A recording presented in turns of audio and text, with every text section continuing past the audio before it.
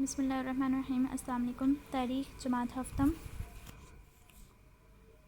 Page number 29۔ اکبر کی اصلاحات، منصبداری نظام، مذہبی اور راجپوت پالیسی۔ اکبر کے انتظامی اقدامات اور اصلاحات کو ذیل میں بیان کیا گیا ہے۔ Page number 30۔ منصبداری نظام،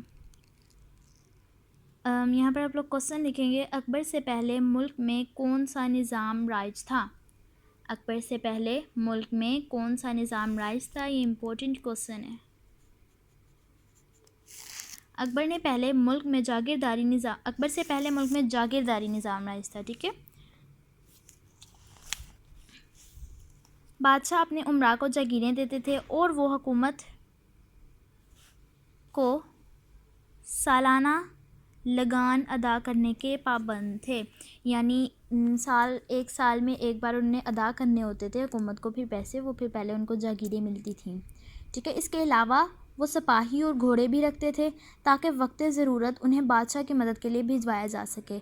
اس کے علاوہ جو جاگیرداری نظام میں یہ بھی تھا کہ وہ جو ہوتے تھے امراء، وہ سپاہی بھی رکھتے تھے اپنے پاس کچھ اور گھوڑے بھی رکھتے تھے تاکہ ضرورت کے وقت بادشاہ کو وہ بھجوا سکے۔ اکبر نے باقاعدہ طور پر اقتدار سنبھالنے کے بعد جاگیرداری نظام کا جائزہ لیا۔ اس نے جو یہ نظام پہلے قائم تھا اس کو چیک کیا۔ اسے اس نظام میں بہت سے نقائص نظر آئے جن کو درست کرنا ضروری تھا۔ نقائص و نقص کی جمع غلطیاں۔ تاہم اس نظام میں جب اسے اس بات کی نشاندہی ہوئی کہ جاگیرداروں کے بھیجے ہوئے سپاہی بادشاہ کی بجائے جاگیرداروں کے زیادہ وفادار ہوتے ہیں تو اکبر کو سخت بے چینی ہوئی۔ اکبر اپنے انداز حکومت اور مزاج کے اعتبار سے ایسا رجحان کبھی برداشت نہ کر سکتا تھا، کیونکہ وہ ہر طرح کی طاقت اپنے پاس رکھنا چاہتا تھا، اور پھر سیاسی طور پر سپاہیوں کا جاگیردار کا وفادار ہونا کسی بھی بادشاہ کے لیے کسی بھی وقت بغاوت کا پیش خیمہ ہو سکتا تھا۔ انہی دنوں کئی جاگیرداروں نے اکبر کے خلاف سازشیں شروع کر دیں۔ اکبر نے سابق نظام کو بدل کر منصبداری نظام رائج کیا۔ منصبداری نظام میں ہر سرکاری عہدیدار کو، خواہ وہ سول میں ملازم ہو یا فوجی محکموں میں، ایک منصب عطا کیا جاتا تھا۔ یہاں پر کوسچن لکھیں گے، اکبر نے جاگیرداری نظام کی جگہ کون سا نظام رائج کیا؟ اکبر نے جاگیرداری نظام کی جگہ کون سا نظام رائج کیا؟ ایک منصب رکھنے والے منصبدار سے کبھی سول محکموں اور کبھی فوجی شعبے میں کام لیا جا سکتا تھا۔ ان دونوں شعبوں کے درمیان کسی قسم کی تفریق نہ رکھی جاتی تھی۔ اکبر نے 10 سے 20 ہزاری منصب قائم کیے۔ 5 ہزاری سے اوپر کے منصب شاہی افراد یا معتمد لوگوں کے لیے مخصوص تھے۔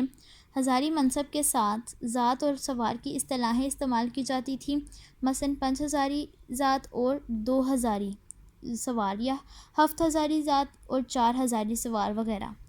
ذات سے مراد فوجیوں کی تعداد اور سوار سے مراد شہ سواروں کی تعداد تھی۔ ہر منصبدار کے لیے لازم تھا کہ وہ مقررہ تعداد میں سپاہی، شہ سوار اور دوسرا سامان جنگ اپنے پاس رکھے تاکہ بوقت ضرورت وہ بادشاہ کی مدد کر سکے۔ ہر منصبدار کو اس کے منصب کے مطابق تنخواہ ملتی تھی۔ اگر بادشاہ کسی منصبدار سے اس کی کسی غلطی کی بنا پر ناراض ہو جاتا تو اس کا منصب چھین لیا جاتا تھا۔ منصب موروثی نہ تھے، ہر شخص کو اس کی قابلیت یا خدمات کی بنا پر منصب عطا ہوتے تھے۔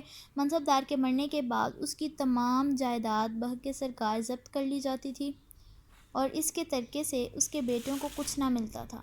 اس لیے ہر منصبدار کی خواہش ہوتی تھی کہ وہ زیادہ سے زیادہ رقم خرچ کرے۔ اسی وجہ سے مغل امراء بہت سا روپیہ عمارات کی تعمیر پر خرچ کرتے تھے۔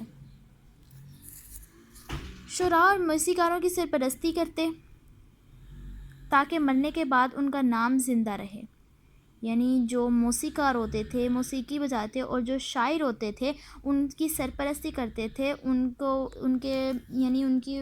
کہتے تھے کہ ان کا نام بھی شعروں میں ایڈ کیا جائے، اور ان کو زیادہ سرپرستی کرتے تھے اس لیے تاکہ مرنے کے بعد ان کا نام زندہ رہ سکے۔ ہر سال ہر منصبدار کی فوج، سواروں اور گھوڑوں وغیرہ کا باقاعدہ معائنہ کیا جاتا تھا اور رجسٹر میں ان کا حلیہ لکھا جاتا تھا۔ حلیہ یعنی وہ کیسے دکھتے ہیں۔ گھوڑوں کو باقاعدہ داغا جاتا تھا۔ ایک ران پر منصبدار کا اور دوسری ران پر سرکاری نشان ہوتا تھا۔